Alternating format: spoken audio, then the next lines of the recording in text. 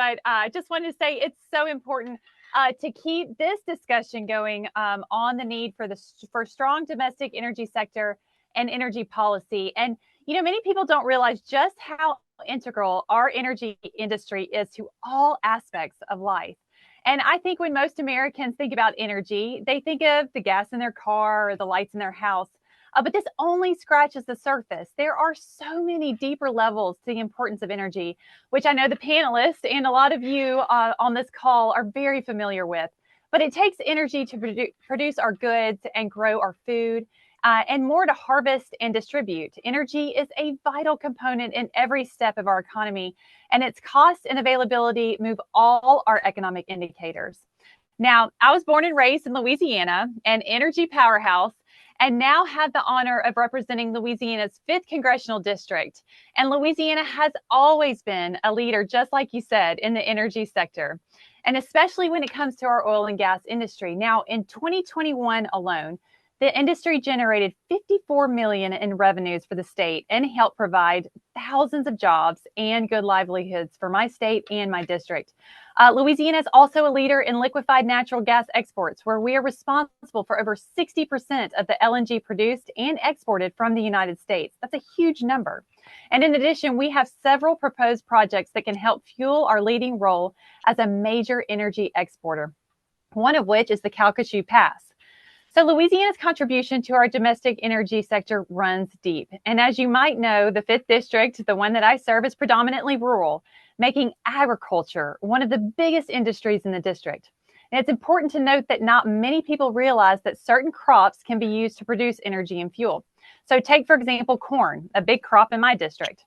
In addition to the obvious benefit of providing produce for the country, corn can also be used to create ethanol.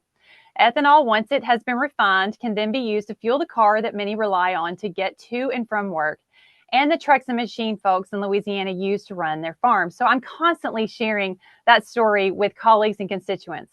One often overlooked benefit is the oil and gas industry's significant financial contribution to public education.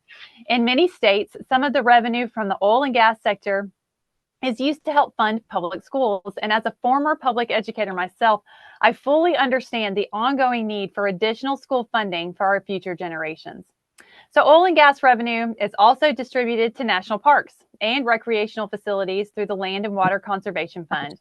The LWCF program takes a portion of the revenue from one natural resource, offshore oil and gas, and puts it towards another natural resource, our land and water. The revenue goes to protect national parks and wildlife refuges, as well as local parks and recreation projects. And we can't pass over the correlation of energy security to national security. And in many ways, they truly are one and the same. The more we can move towards energy independence and rely on our own resources for the affordable energy supply that we need, the stronger our nation will become. And when we find ourselves having to increasingly import oil and gas from foreign adversaries, we weaken ourselves on the world stage. We saw how dangerous this foreign reliance can be with the onset of Russia's war on Ukraine. And when the U.S. limited imports of oil and gas from Russia and depleted our strategic petroleum reserves, we were left with a void in our energy supply.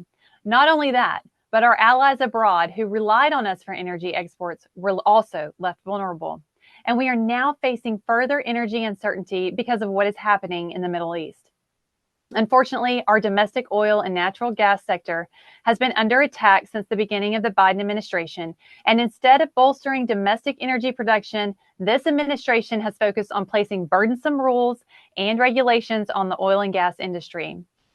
On day one of his presidency, Biden canceled the Keystone XL pipeline, a pipeline that would have transported much needed energy supply to a large portion of our nation.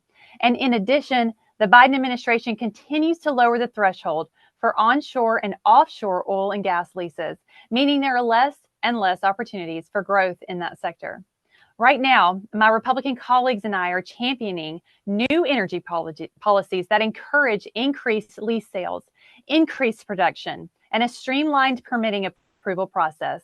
And I'm proud to say, as a sitting member on the House Energy and Water Development Appropriations Subcommittee, I helped create the fiscal year 2024 Energy and Water Appropriations Bill that focused on advancing our energy security and national security.